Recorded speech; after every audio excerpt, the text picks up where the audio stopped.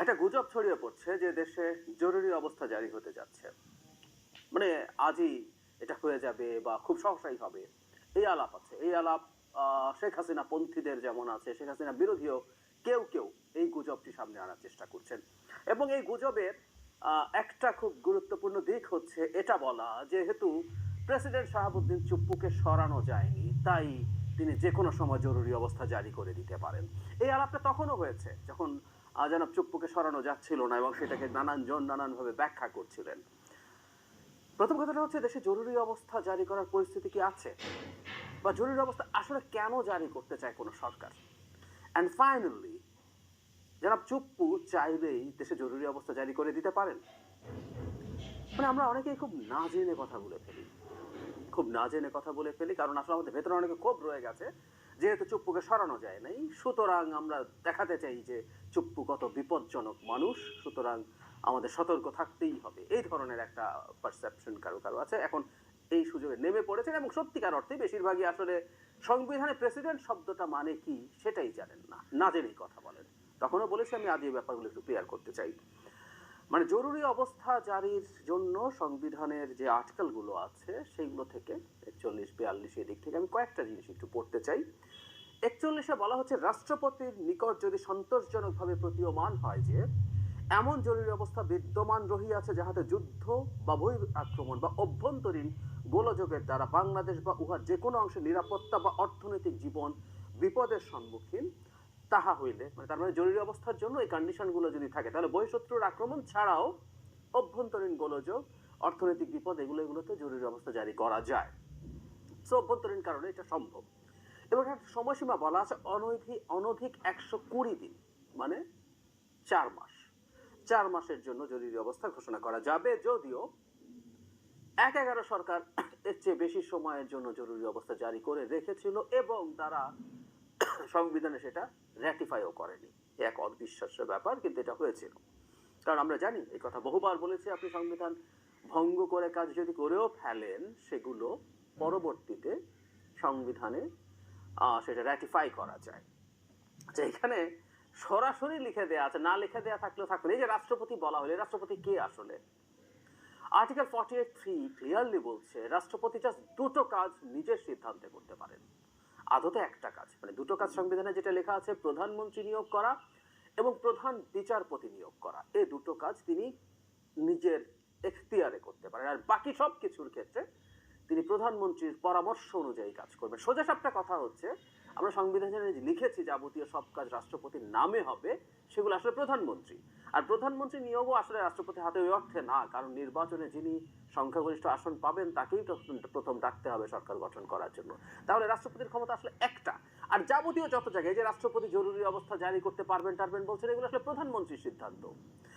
In fact এই আর্টিকেলে এটা আবার আলাদা করে লিখে দেয়া আছে, খেয়াল করি, আমি পড়ছি।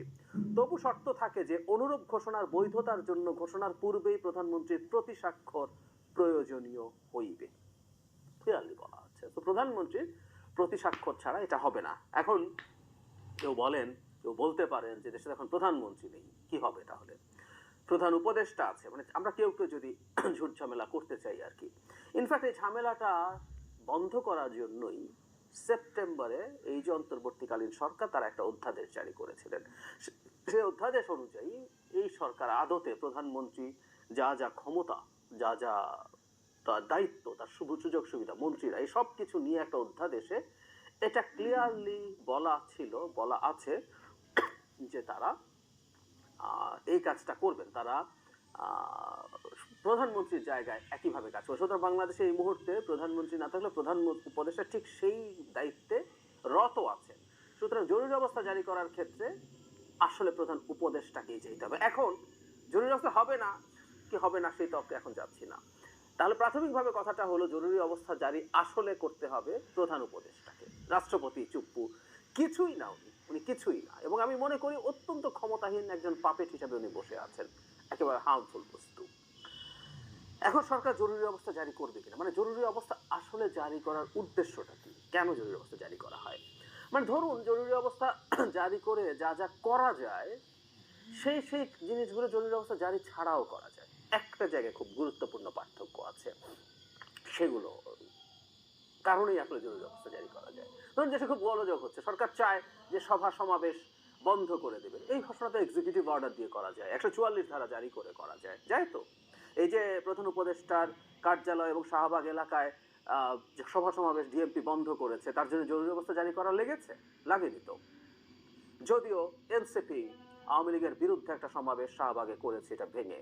এই যে চর্চাগুলো খুব খারাপ, এগুলো তো এক্সট্রা হ্যাডাম দেখানো ভালো কিছু হয় না, মানুষের কাছে রং পারসেপশন দেয়। যাই হোক, সো সভা সমাবেশ বন্ধ করা যায়, বহু রকম পদক্ষেপ নেওয়া যায় এক্সিকিউটিভ অর্ডার দিয়ে। কিন্তু জরুরি অবস্থায় একটা বিশেষ ক্ষমতা আছে সরকারের হাতে, সেটা হচ্ছে যে আর্টিকেল 36, 37, 38, 39, 40, 42, মানে এগুলো প্রত্যেকটা তৃতীয় ভাগে বর্ণিত মৌলিক অধিকার, যেমন আপনার রাজনৈতিক অধিকার, সমাবেশের অধিকার, মত প্রকাশের অধিকার, এই জিনিসগুলো এখানে আছে, চলাফেরার অধিকার। এগুলো যদি লঙ্ঘিত হয় তাহলে কিন্তু আমরা হাইকোর্টে যেতে পারি, আমরা রিট করতে পারি। আমাদের মৌলিক অধিকার যখন লঙ্ঘিত হয় আমরা রিট করতে পারি সরকারের বিরুদ্ধে।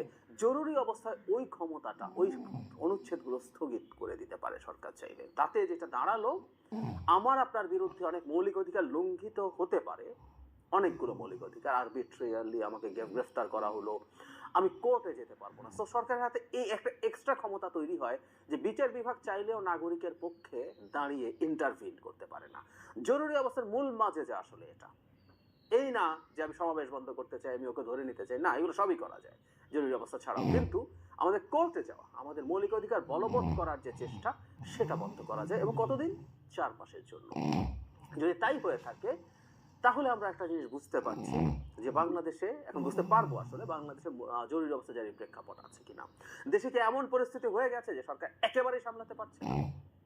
কোনো সন্দেহ নেই, সরকার যথেষ্ট খারাপ পারফর্ম করছে, কিন্তু এখনো সরকার সামলাতে পারছে না। এবং মামলা করে করে, মূল জায়গা ওটা, মানে যত রকম ডিস্টারবেন্স, যত রকম প্রবলেম আছে, যত কিছু সরকার নিষিদ্ধ করতে চায়, সব সে এক্সিকিউটিভ অর্ডারে নিষিদ্ধ করতে পারবে।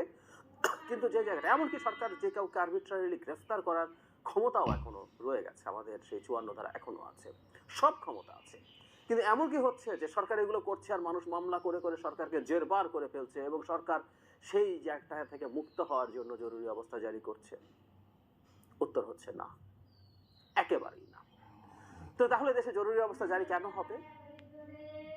মানে এই সরকার এত স্টুপিড যে সে জরুরি অবস্থা জারি করবে। এবং জরুরি অবস্থা শুনতে ব্যাপারটা না অনেক জরুরি কিছু মনে হয়। জরুরি অবস্থা এত জরুরি কিছু এক অর্থে না। হ্যাঁ, এটা ফ্যাক্ট যে মানুষের মৌলিক মানবাধিকার স্থগিত করে মানুষের উপরে নানান পদক্ষেপ নেওয়া নিয়ে আন্তর্জাতিক প্রচুর সমালোচনা আসে। নট অনলি দ্যাট, এটা রাষ্ট্রের ফ্র্যাজাইলিটিকে খুব ক্লিয়ারলি ইন্ডিকেট করে।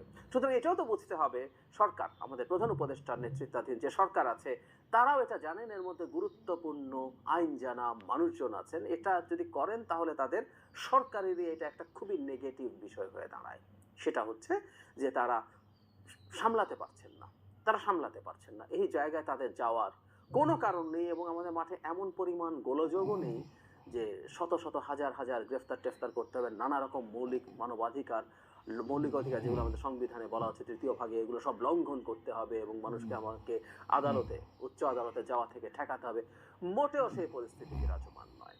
কিছু লোকজন গুজব ছড়িয়ে মজা পায়। আমি বলছি যে আওয়ামী লীগের লোকজনও গুজব ছড়িয়ে মজা পায়, এবং আওয়ামী লীগের বাইরের কিছু মানুষজন এখন গুজব ছড়াতে চান, কারণ তারা দেশে একটা আনস্টেবল সিচুয়েশন তৈরি করতে চান তাদের একটা বিশেষ উদ্দেশ্যে। সেটা হচ্ছে তারা নির্বাচনকে পিছিয়ে দিতে চান, তারা তাদের ক্ষমতাকে সুসংহত করতে চান। সেটা এই সরকার এইভাবে না রেখে তাদের মতো করে তৈরি করে, সকল বিপ্লবী সরকার তৈরি করে, কোনো একটা কেওস তৈরি করে নির্বাচন পেছানো। আমি বহুবার বলেছি, আবারও যোগ করি, সেনা প্রধানকে যেতে হবে বা এই ধরনের আলাপ টালাপ আসলে ওই চেষ্টার একটা অংশ। জরুরি অবস্থা জারি করা হবে, তার মানে সরকার এত ফ্র্যাজাইল, এত ভঙ্গুর, সরকার এত অথর্ব, এত অক্ষম হয়ে গেছে, কিছুই সামলাতে পারছে না, মানুষের মধ্যে যে প্যানিক তৈরি করা, এই চেষ্টাও ইনফ্যাক্ট ওইটার অংশ। সুতরাং হাসিনা বিরোধী লোকজনও এই কারণে আসলে জরুরি অবস্থার আলাপ আছে। বটম লাইন, জরুরি অবস্থা জারি করার মতো কোনো প্রেক্ষাপট, মানে দূরবর্তী কোনো প্রেক্ষাপটও মাঠে দেখা যাচ্ছে না। এটা হলো এক। 2 হলো, জরুরি অবস্থা জারি করলে প্রধান উপদেষ্টাকেই সিদ্ধান্ত নিতে হবে সেটা জারি করার। জনাব চুপ্পু অটোনোমাসলি, স্পন্টেনিয়াসলি, ইন্ডিপেন্ডেন্টলি জরুরি অবস্থা জারি করে ফেলতে পারবেন, যেহেতু সংবিধানে রাষ্ট্রপতি লিখেছে, ঠিক আছে, তারা একটু সংবিধানটা ভালো মতো পড়ুন, সংবিধান বুঝুন, এই আর্টিকেলে প্রধানমন্ত্রীর কথা লিখেও দেয়া আছে, না লেখা থাকলেও এটা আদতে প্রধানমন্ত্রীর পরামর্শেই করতে হবে। সুতরাং অহেতুক চুপ্পুকে সরানো গেল না বলে আমরা মহাবিপদে আছি, এই আলাপের দরকার নেই।